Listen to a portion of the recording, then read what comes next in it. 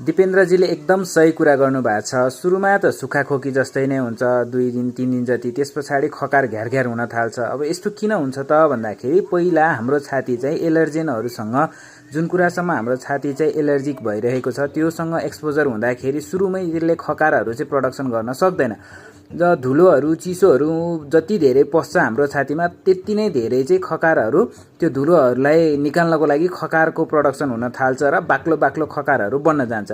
त्यही भएर सुरुमा चाहिँ सुक्खा जस्तो एलर्जिक मात्र भएर खसखस खसखस गरेर सुक्खा खोकी लाग्छ भने 3 दिन जति पछि चाहिँ त्यो खकार पनि बन्न थालिसकेको हुन्छ छातीमा र खकार निस्किन थाल्छ। त्यसैले खकार निस्किन लागेको अथवा खकार आइरहेको अवस्थामा चाहिँ खोकी बन्द गर्न हुँदैन।